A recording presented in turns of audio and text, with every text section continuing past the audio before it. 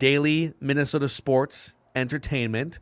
We'll get to random season recall in just a little bit, but would you guys mind if I forced some Timberwolves preseason overreactions on you right now? Like, you're my only outlets here. I can't do it at home, really. I don't want to inundate my wife with like my third preseason game. Why not? She doesn't care.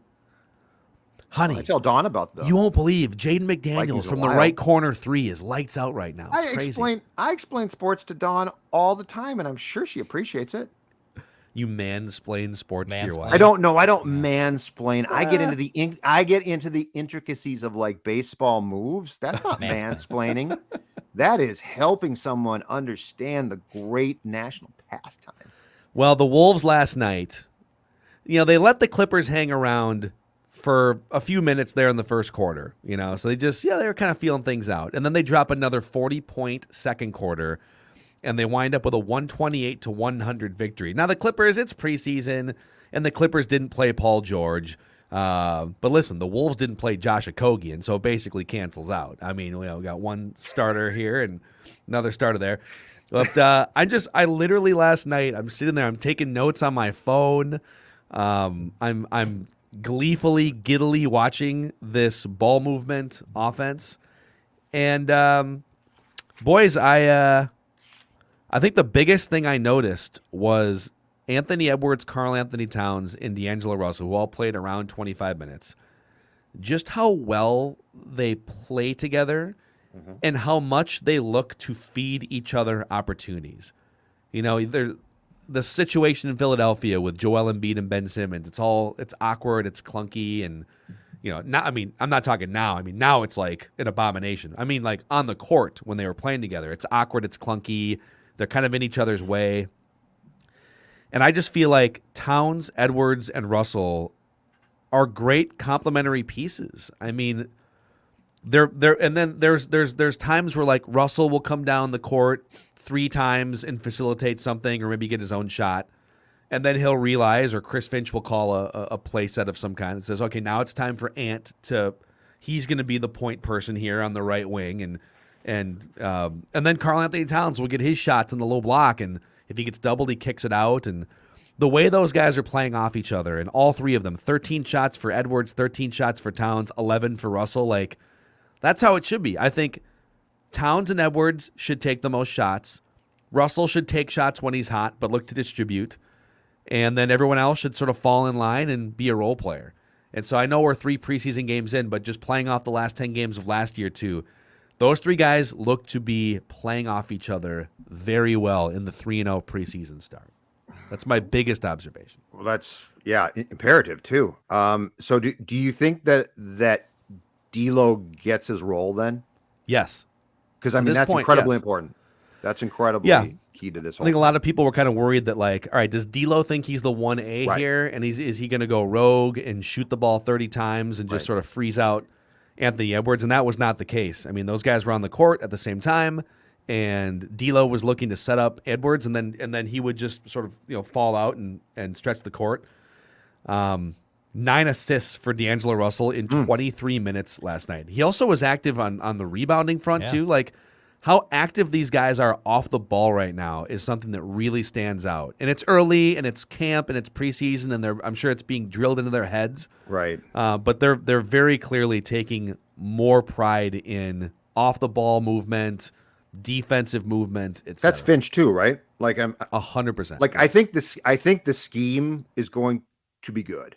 I think the scheme probably works, which I don't know. It's working so far in the 3 preseason games. And the thing too, you all laughed. I told you they'd be undefeated in the preseason. Oh, geez, yeah, you did. And the thing too that I think is incredibly important is Ant is so easy to like, and like he's such a breath of fresh air that I think distributing to him and working the ball through him, I think that becomes very simple because it's not, he's not an egomaniac type. He's not that type. And so it seems like this team might actually gel, which I don't know I can say for Wolves teams of the past that much. I don't know that there's been a gelling process that there could be here. And that's a good segue into another observation is these guys look like they like playing with each other. I mean, there's a joy that seems to have been missing for the better part of the Karl-Anthony Towns era, just through different coaching changes and roster turnovers. And they look like they're rooting for each other. The bench is active when somebody comes up with a big play. It's a preseason game, and like the bench is up and cheering and waving towels. And that sounds so stupid if you're the Lakers right now, or pick an established franchise that went like the Warriors. But when you're trying to build this thing and you're trying to get everyone on the same page and rooting for each other and just creating those sort of positive vibes, like that's kind of where we're at with the Wolves. Just create some good positive vibes and get everyone on the same page. And observation number 3, Jaden McDaniels, Declan's guy. Declan pinpointed this with his basketball whisperer acumen at the beginning of last season. I did. He is becoming the quintessential 3-and-D guy for this team. All right. He can guard almost any position on the floor. He's super active, and he has found a couple of spots in the corners, namely that right corner last night, where he can bomb threes at a high percentage. And so if he becomes just throughout maybe he's got the upside to be more of like the second best player on a team, but he's so young. If he can just be the quintessential 3-and-D guy, you're going to take 5 threes a game, make 2 or 3 of them.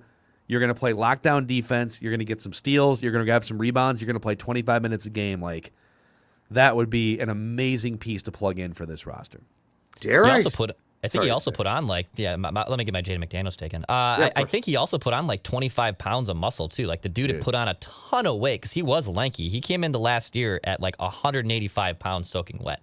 So he actually put on some muscle and he's bigger. And I mean, they don't really have big, thicker guys. Like, I mean, Naz Reid's an absolute horse, but outside of that, it's a pretty small ball team. Like they need guys like McDaniels who are long and can play defense because McDaniels and Beverly and basically Naz Reid are going to be the only guys that can probably be shut down defenders. Yeah, I agree with that. Like size-wise, they're not going to be a muscle you up team. Like ultimately, they're going to have to score like they did last night. They're going to have to score 120 plus points on a regular basis to win a lot of these games. But Patrick Beverly adds perimeter defense, and he didn't play last night because he's old, and they just don't need to play him in all the preseason games. If Jaden McDaniels and Patrick Beverly can set sort of the base defensively, like these are our 2 best defensive players. Yep. And then if Edwards and Towns can take a step forward even, you're looking at a team that's going to be able to at least be formidable defensively. They're not going to be locked down 2004 Pistons, but like they'll at least be formidable defensively if they keep doing what they're doing here. Dare I say that with your points, Phil, you put the Simmons idea from a Wolves perspective on the back burner to see what you've got here from a chemistry and team standpoint. Yeah, because like if you're you're going down a path that sounds like it's a pretty good path. I don't know if you shake things up to a team where you've got some confidence that what you have currently on your roster actually might work for the first time in a long time. Yeah, and they play so many home games out of the gate too to start the season. It's like 7 home games in their first 8 or something. Yep. So I guess to your point, okay, would I still like Ben Simmons on this team? Yes. Have I now that I've watched 3 preseason games, have I moved into the curious about this current roster stage? Yes. Mm-hmm. So maybe you can see how this looks in the first month. I don't know what's going to happen with like Simmons reported yesterday, right? Didn't he show up and get?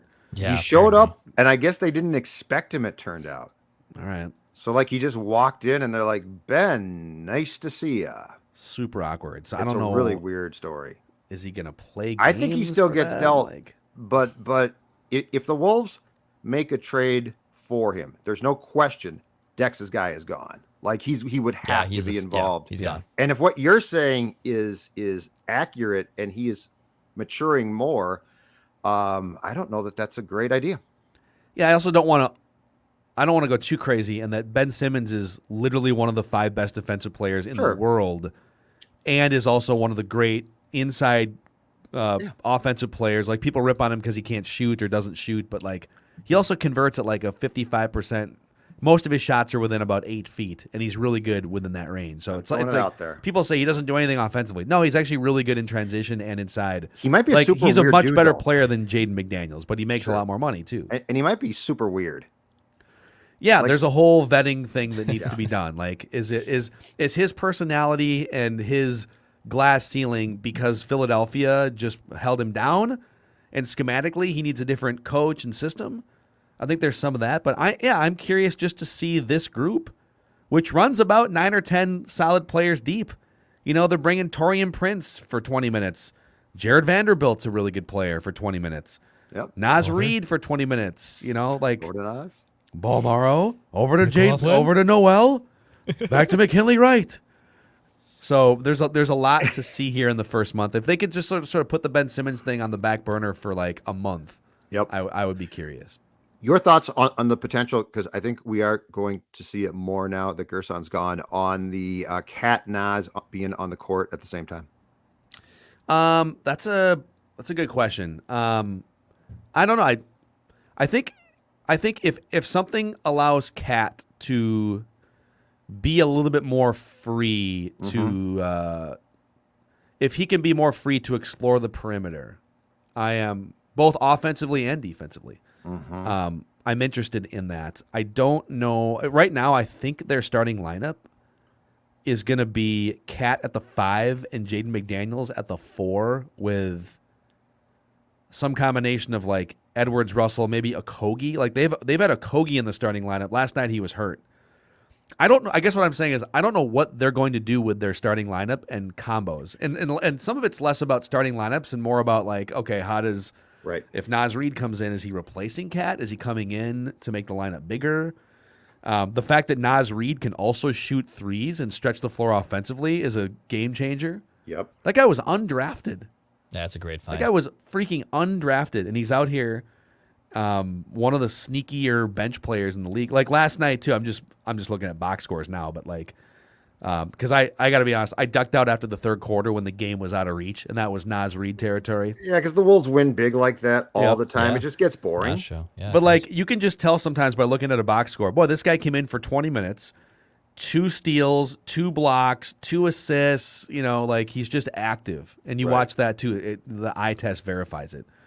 And I'd have to go check like plus minuses and lineup combos from the last couple of years, but. Again, like half the season last year was Ryan Saunders. So almost anything you thought you saw last year needs to be thrown out because Chris Finch is now installing a bunch of new things that they didn't even use last year, both offensively and defensively, and that's exciting too. Friend of the show, also Dane Moore, said last night that Naz Reid is definitely the most talented power forward the Wolves can put next to Cat. And to be clear, I both mean that as a compliment to Naz and a rip on how this roster was put together with no player who was over 240 pounds and over 6'10". Yeah. Yeah, they're small. It's a small team. team. But they also have, on paper, about 7 guys that can shoot threes now. Excuse me. Don't get choked up about this. You know. I know, it's very. We haven't started yet. We haven't really Timberwolves kicked run off. to the top of the Western Conference starts now, baby. And don't I'm getting get emotional. all choked up, Dan Campbell. It seemed impossible when the year started. So those are my that's good super overreactions to the first 3 Wolves preseason games here, presented in part by our friends at PXG. This is not an overreaction. PXG makes outstanding golf clubs and apparel. I actually went to go hit some balls yesterday, a little fall golf myself. And if you're into fall golf over the next 4 to 6 weeks, golf season is still thriving. PXG Minneapolis is a golfer's paradise inside Southdale Center. You can find out more at pxg.com/Minneapolis. I have a tee time for Sunday before the Vikes game, so I'm going to try to get 18 in before. What time you We'll see how quickly I can play. What time you? 8:50. Yeah. So I'm going to be pushing it. If there's no one in front of me, I'll be very close. I'm right down the road. I'm right down the road, so I might bail if by 11:40 if we're on 13 or 14, I'll say goodbye. But yeah, peace out. All right, you get the fall golf rate too. You can. Oh, I love it. I can't wait. It's gonna be cold too. It's like a high 45 I think on Sunday. So it's fall golf. It's here, baby. I'm ready to ride. I love fall. Inject it. All right, every single Tuesday, Declan quizzes us. It's called Random Season Recall. He brings up a random Minnesota sports season from the past, puts our memories to the test. All right. Oh my! We'll stick with the Timberwolves. We're going to go with the 2014-2015 Minnesota Timberwolves. So a more recent edition of Random Season Recall. Okay. We've been doing that a little bit more lately, so I'll dabble into this one. As we always do. How many wins for those 2014-2015 Timberwolves? I will give you 3 on either side. I'll be generous today. 3 on either side. 2014, 2015? Okay. So they were bad. They were very bad. I believe, Joe, this is just 2 friends talking here. Yeah. Okay. Take a little sip. Okay. Nice. I like allergy promo. throw it here. My nice allergies promo, are just... though. Yeah. Phil Mackey for Gatorade. And Gatorade Zero. Hey, everybody. We should put like a your energy drink here. Exactly. I think this was Andrew Wiggins' rookie season. And I think this was also Flip Saunders' lone season back on the bench. Okay. And I think they were really Flip, bad. Yeah, you're right. No, because Flip, if I'm not mistaken, died in October 2016. Okay.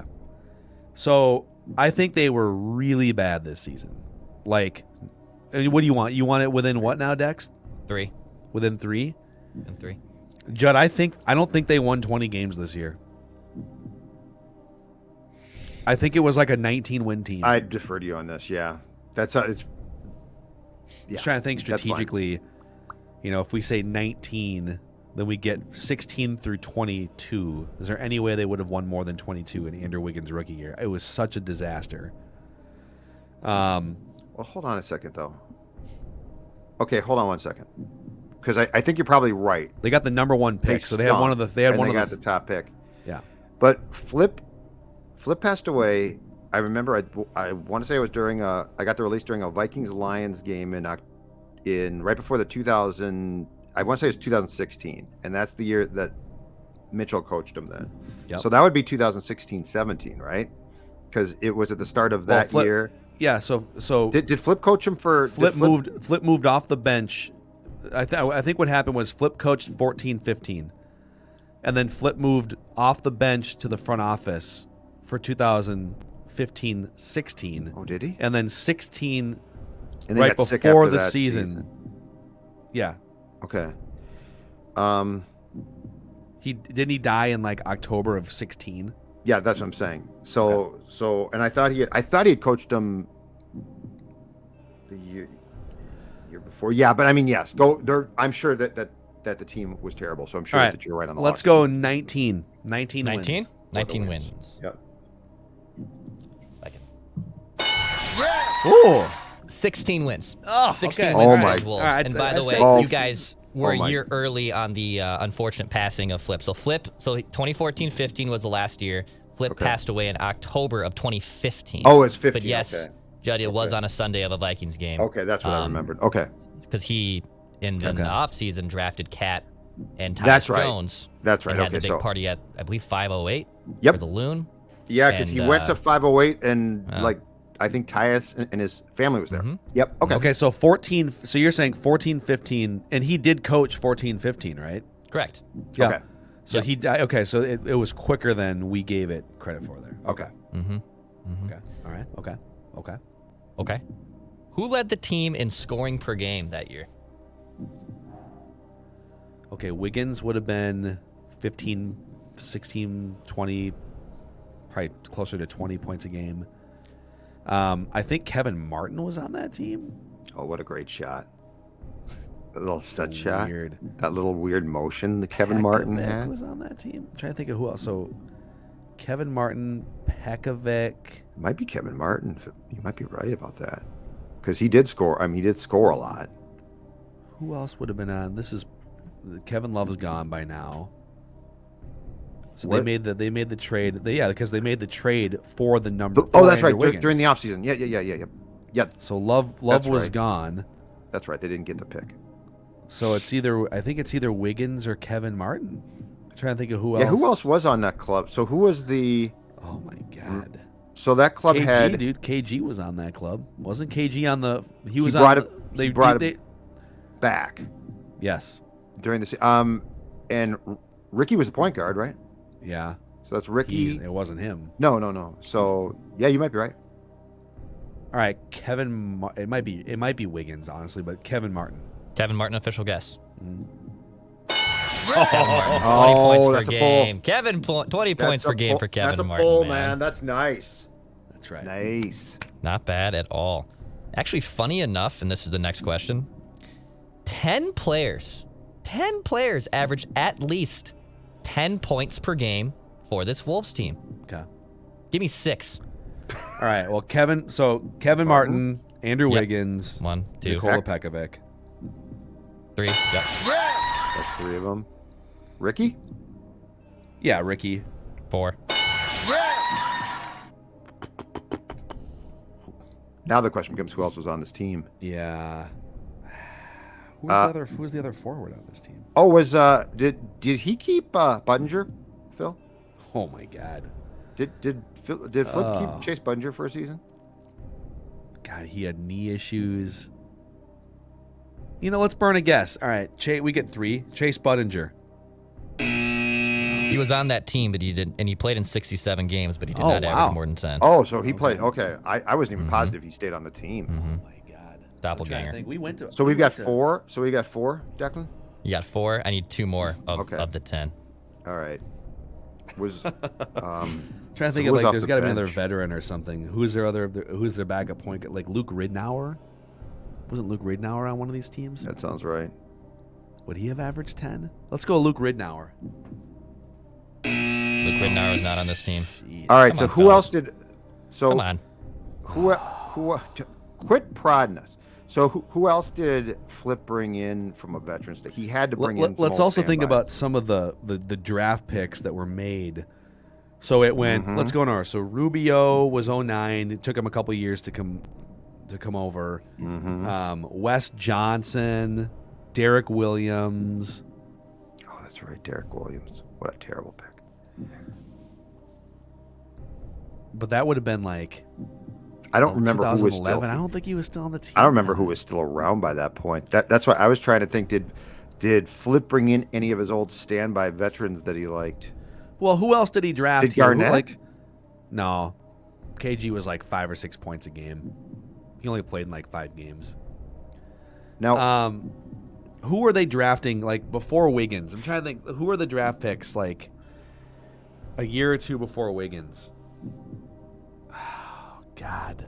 This is such a transition era of Wolves basketball. What about Alexei Shved, Judd? Remember that guy? oh yeah, I remember him. I don't know if he was I don't- averaging 10 points a game, but I don't remember if he was still. change your face. Be Yeah. happy.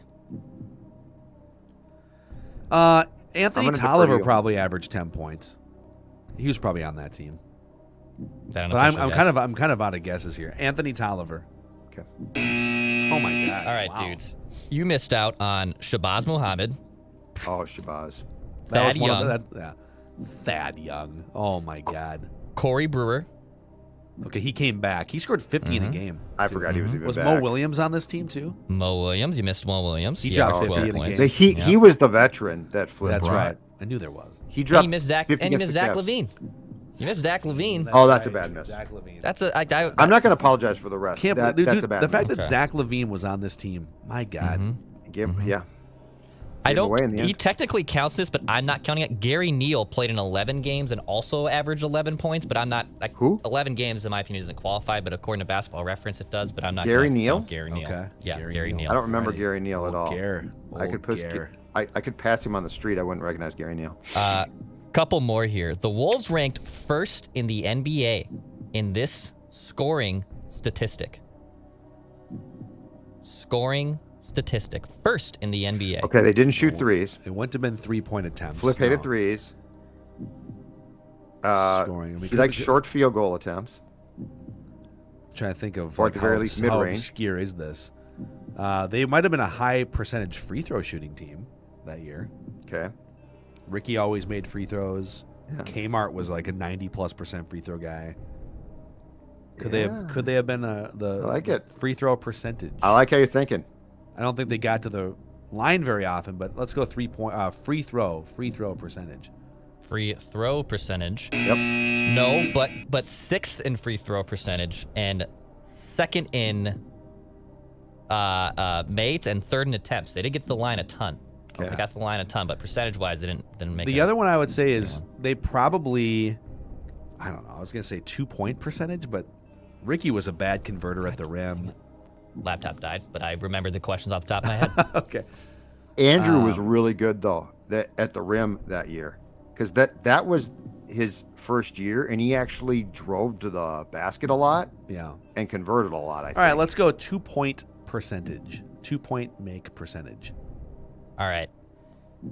It's 2-point attempts. It's 2-point attempts. 2-point attempts. They were actually like 22nd in percentage, but attempts they were no, first. we're wrong. We're wrong. Yeah. Okay. Flip loved that. Flip loved the 2-point. He loved the mid-range shots. Yeah. 2-point attempts. Okay, we probably should have sniffed that one out. And he got very mad. He got very mad when pressed about 3-pointers. Yeah. And that was the one thing. The Wolves ranked dead last in the NBA in this offensive statistic. 3-point attempts. Bingo. First in 2-point attempts, dead last. Yeah, and I think what Flip was trying to do is take his system and just kind of stretch it out a little bit, but that's not too much. How it really works. God. So, all right. Final one. Who was the highest paid player on the Wolves that season? Last one. Was it Peck? Peck probably made. He made Peck like got a the prorated contract. max. It was like a $14 million a year. Kevin Martin was probably in that range. Yep. I mean, Thad Young was highly paid. I think Thad Young was highly paid. Who are the other ones? So Levine wouldn't have been. Levine was a second-year guy. Yeah. Who are the other the Shabazz, scorers that Declan was Wiggins, saying? They were all. Mo Williams, man. Mo Williams might have been the highest-paid player on that team. Trying to think. Let's go Pack. Pack? Let's go Pack. Nikolai Pekovic. There we go. Because he got the contract. Yeah. And Flip lowballed him slightly because he was his never agent healthy said he's a and max deserved player. it. His agent told him that he's my client's a max player, and Flip said, "Totally agree." Prorated to the 50 games that he plays. That's 100% right. Yeah, that was a great negotiating tactic. Yep. All right, that is a wrap on Mackie and pretty Judd good. Daily Minnesota wasn't bad. Sports Entertainment. No, I think that's the Timberwolves in some of those years are just so they're always in transition, basically. Not anymore, Phil. Not anymore. Run with the pack. All right, we'll see you guys tomorrow. Write that down. We're going to admit that we were wrong tomorrow, so you're not going to want to miss it. Call us out, yeah.